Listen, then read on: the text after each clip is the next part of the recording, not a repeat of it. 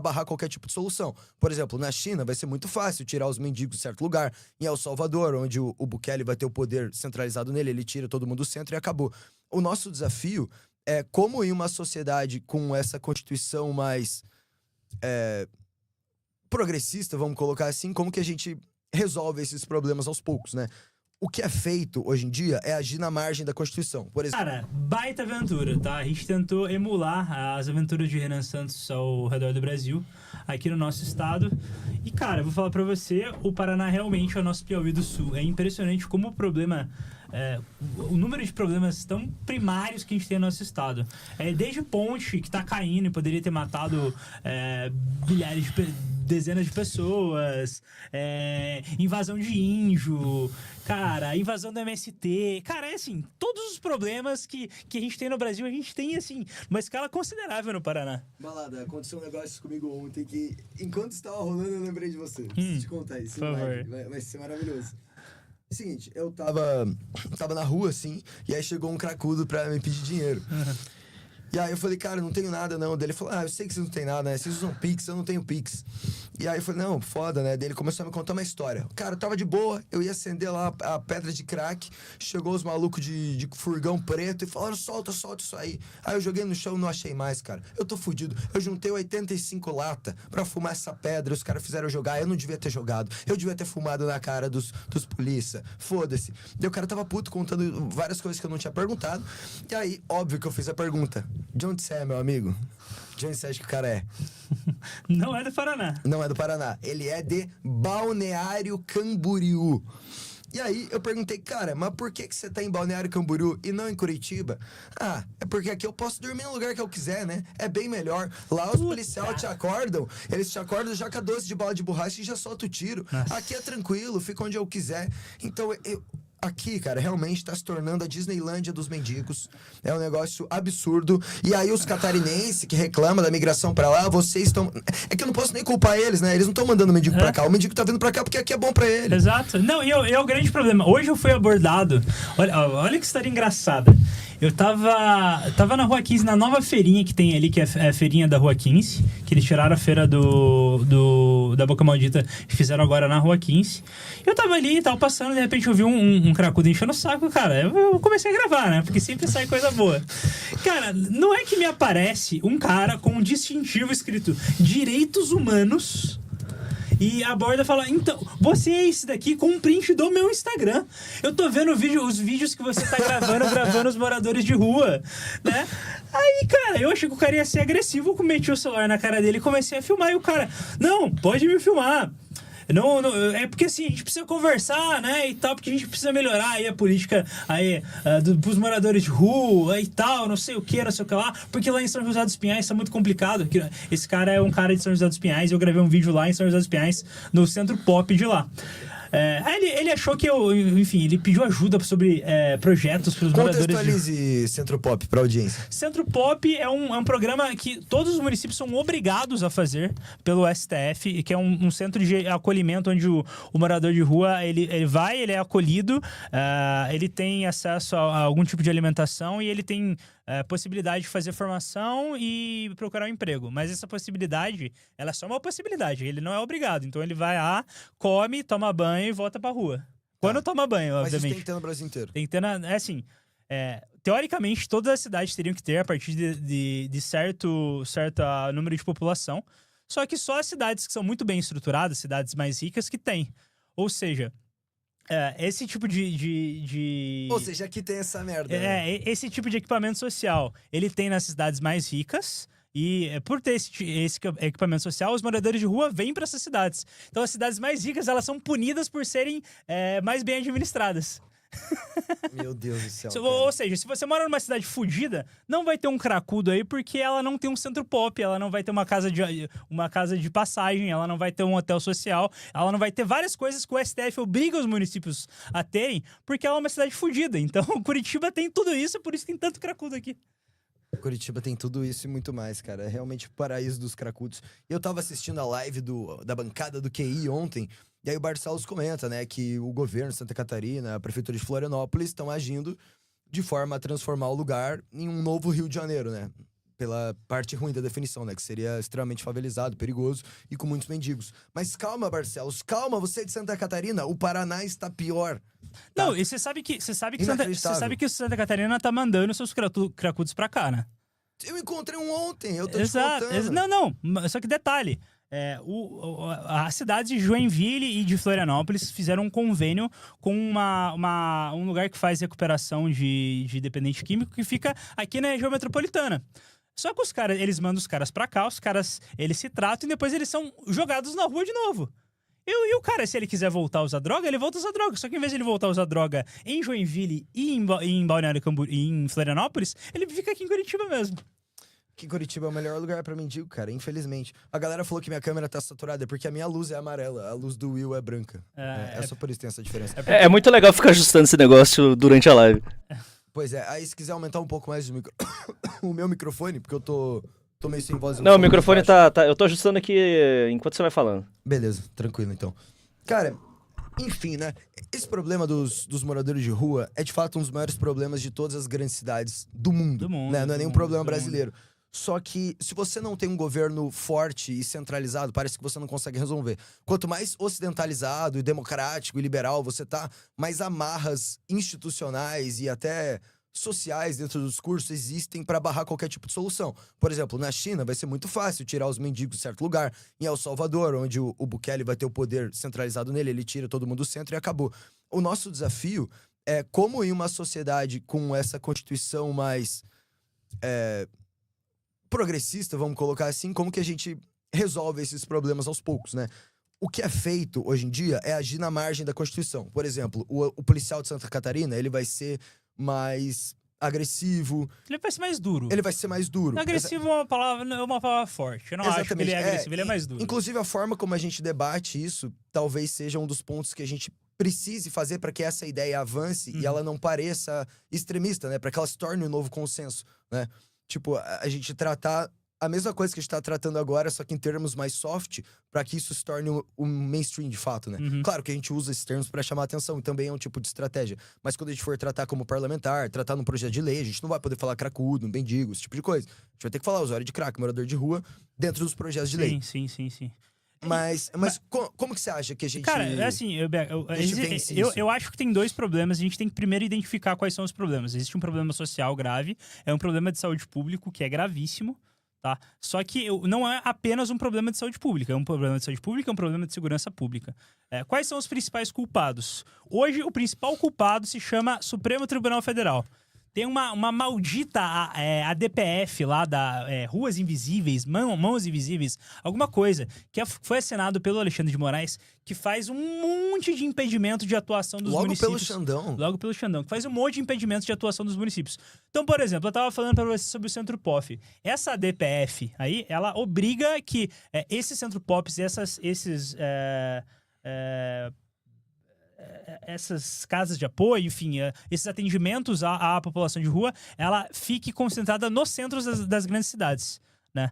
Então o equipamento social ele fica no centro. Só que, pensa comigo, é um pouco contrassenso, porque se você quer melhorar a segurança nos grandes centros, você não é muito inteligente você acumular e fazer um grande estoque de morador de rua e de usuário de droga no centro, onde ele vai ter acesso fácil à medicância, né, ao dinheiro, ficar pedindo dinheiro, Sim. mas também a maior movimentação de pessoas para fazer o pequeno furto, o pequeno assalto e principalmente ao tráfico de drogas, que fica centralizado também nos centros das grandes cidades. O STF obriga que, por exemplo, Curitiba, que o Centro POF de Curitiba fica no centro, que é um contrassenso. Cara, porque se você pensa em equipamento social, não é mais inteligente você fazer uma descentralização do equipamento, jogar esse equipamento, ao invés de ele ficar no centro, ele ficar no bairro, que é um bairro que é mais carente, e esse cara, que é um usuário de drogas, que é daquele bairro, ele vai ficar dentro da comunidade onde ele já conhece, perto da família dele, dentro de um convívio que ele já conhece? Ou você quer jogar todo mundo dentro de um centro? Você tira o cara de perto da família dele, você faz com que tenha menos incentivos para que ele se trate e mais incentivos para que ele continue na rua, né? Exato. De obter o dinheiro fácil, o próprio sopão da ONG que vai ser ali. Então, se você descentraliza esses caras e cada um fica meio que na sua região e não todos acumulados em um lugar, não faz sentido pro tráfico, porque ele não vai ter como ter um polo que ele vai vender um monte, que seria o centro. Né? E você não cria essas zonas quase que de guerra. Por exemplo, o problema da Cracolândia. Como é que a Cracolândia ela foi resolvida em São Paulo? Estão falando falando que tua estética tá based. Tá based. O Will tá based hoje. Como é que o problema de São Paulo foi resolvido? O Cracudo, ele não sumiu de São Paulo. O que o Ricardo Nunes e o Tarcísio fizeram? Cara, eles pulverizaram a população de rua. A população de rua foi mais espalhada pelos bairros, então... as pessoas continuam na rua, São Paulo continua com uma população de rua muito parecida com o que ela já tinha, mas não causa aquela sensação de insegurança, porque não tem uma concentração, não tem uma horda de cracudo num único bairro, sabe? Então você vai trazer mais uma sensação de mais segurança e tal, é mais fácil de controlar, porque, cara, eu morei em São Paulo, no Santa Cecília, e quando eu morava lá, eu morei pouco tempo nesse bairro, porque logo na época que eu morava lá, teve a virada do ciclo da Cracolândia, né? Que eles falam que é que eles ficam mudando de lugar. E a Cracolândia, ela se mudou pra Praça Princesa Isabel, que ficava 3 quadras do meu apartamento. Então, cara, era um inferno. Era um inferno. Eu saía do apartamento, pulava cracudo pra conseguir ir trabalhar e tal. Os caras conseguiram acabar. Hoje, o centro de São Paulo, ele não é só aceitável. O centro de São Paulo está legal. Hoje você consegue andar de madrugada no centro de São Paulo. Policiamento, vida cultural, restaurante, bar, balada, tudo ativo. Cara, você reviveu o centro de São Paulo com medidas simples que, assim, não resolveram o problema, mas mitigaram ele e você conseguiu, né, dar uma nova estética para isso. Mas daí a gente volta no problema central, que você tem essa DPF, você tem um problema gigantesco com a justiça, do Ministério Público principalmente, em questão de internação compulsória e internação involuntária, que são coisas diferentes, mas ambos a gente tem problema de fazer, os gestores ele tem problema, e tem um problema que ele é marginal, mas ele é um problema gritante, que é a frouxidão dos gestores públicos, porque esse é um problema eu ia apontar isso. Esse é um problema que ele tem que ser resolvido pelos municípios, tá? O gestor, ele precisa ter culhão, ele precisa ter coragem de falar, olha, tem decisão do STF que me impede isso, beleza, eu vou atuar, eu vou agir da forma que eu acho que eu entendo que vai ser mais efetiva e a gente vai discutir isso na justiça. Coisa que não acontece aqui em Curitiba. O frouxo do Eduardo Pimentel não faz isso, ele não faz um enfrentamento. A procuradoria do município não faz um enfrentamento disso, não discute isso na justiça. Eles vão lá, a gente não pode fazer, tem decisão do STF, o STF não deixa eu agir. Aí ele usa essa carta do STF como uma desculpa pela incompetência de gestão dele. Assim como o Bolsonaro fazia também, né? Exato. Enfim, assim, se você para pra pensar, o problema ele não está dentro do legislativo ou da própria Constituição, está também, óbvio, tanto quanto ele está na interpretação das leis da Constituição pelo Judiciário. Então a gente pode identificar vários lugares onde esse problema se manifesta. Beleza, na Constituição é contornável, caso você tenha ali, por exemplo, o Judiciário a seu favor, ou um engajamento social suficiente para alterar uma lei, ou fazer uma proposta de emenda constitucional. Beleza. E aí, cara, nessa questão dos gestores, dos prefeitos, assim, eu acho que existe muita margem para ele agir dentro dos parâmetros atuais, já, de interpretação e de legislação. Por exemplo, você não pode simplesmente decretar uma internação compulsória, né? Assim... Tipo, é complicado. É complicado. Mas você pode convencer o cara a se internar, correto? É que assim, existem 3 tipos de internação, que é a internação voluntária, internação involuntária e internação compulsória. A voluntária, ela é aquela que é, de fato, voluntária. A involuntária é quando você tem uma autorização expressa da família, então você interna a pessoa de forma involuntária, e a compulsória é quando você tem uma decisão judicial. Então vamos ficar na voluntária. A voluntária seria a mais tranquila de você realizar, certo? Correto. Beleza. A gente não pode colocar os usuários de crack dentro de uma Kombi e mandar todos eles para serem internados no lugar. Não podemos. Mas nós podemos convencer vários usuários de crack a entrarem em uma Kombi e irem se tratar. Correto? Correto. Então, com base nisso, a gente poderia esticar esta interpretação e se validar desta brecha para fazer uma tropa de convencimento massivo, assim como já acontece em algumas cidades. Então é uma galera, assim, enchendo o saco. Você vai se tratar? Vamos tratar, e todo dia. E a polícia infernizando a vida dele, não ficar na rua vai ser uma merda, porque aí vão brigar com você, e as pessoas também não vão dar dinheiro, e daí vem a cultura. Então, aí com isso, você meio que faz com que o cara vá. Saca? Você já deve ter visto, por exemplo, o vídeo da prefeita de Balneário Camboriú, que ela vai lá Sim, presencialmente e fala, pô, você vai se tratar, tem que se tratar sim. É tipo assim, ou se trata ou vai embora daqui. Cara, eu sou muito favorável a esse tipo de abordagem, que a gente vai entrar naquele assunto lá do cara de Balneário Camboriú. Cara, eu acho que Curitiba tem a obrigação de tratar os seus doentes, tem a obrigação de tratar os seus dependentes químicos, os seus moradores de rua, mas os seus. Eu não tenho que ficar tratando gente de Balneário Camboriú, eu não tenho que ficar tratando gente de São Paulo, eu não tenho que tratar gente de Salvador ou de nenhum outro lugar. Então, a partir do momento que é um impedimento de que, primeiro, a gente mande essas pessoas para os seus estados, para que cada estado e cada cidade faça o tratamento adequado, já é um problema grande. A gente conseguiria já mitigar muito se a gente precisasse atender só os nossos doentes. Mas assim. existe essa trava. Então, eu tô tentando jogar aqui, Will, com as armas que a gente tem, legalmente, sem receber nenhum tipo de curso de direitos humanos igual nossos amigos receberam. Tá ligado? Porque seria uma merda. A gente pode até falar sobre isso depois, que é muito engraçado. Eu sempre racho quando eu lembro dessa história. Não, que isso, cara. Com os direitos direitos humanos é um negócio muito legal. Porra. Mas, ó, se liga. A esquerda faz muito isso, de pegar algum direito constitucional, alguma lei, ver essa brecha e atuar com base nela. Pega todos esses movimentos de moradia, a Olga Benário, o MTST, essas merdas de invasão, eles vão lá e invadem, porque tem uma coisa lá na lei que diz que eles talvez poderiam fazer algo que nem é tão parecido com isso, e eles fazem. Então, a gente tem uma lei que permite que a gente convença os caras a se internarem. Então, vamos convencer os caras, mas de um jeito bem convencidinho. Agora eu vou te falar. Entendeu o que eu tô falando? Eu entendi, só que agora eu vou te apresentar um outro problema. Não tem vaga. Ah, mas isso aí é questão orçamentária. Sabe quantas vagas Curitiba tem para atendimento dentro das clínicas terapêuticas? Não, mas eu sei que é pouco. Assim, isso é quase beirando zero. Você tem convênios com instituições normalmente religiosas que você faz esse direcionamento. Sabe quantas vagas o estado do Paraná tem? Quase beirando zero. O que a gente tem é um convênio com o governo federal. O governo Bolsonaro tinha feito um programa que com um certo número de vagas, que era pouco ainda, mas é ainda um programa que existia. O Lula entrou e diminuiu pela metade, mas ainda existia. Porque nos governos anteriores nem isso tinha.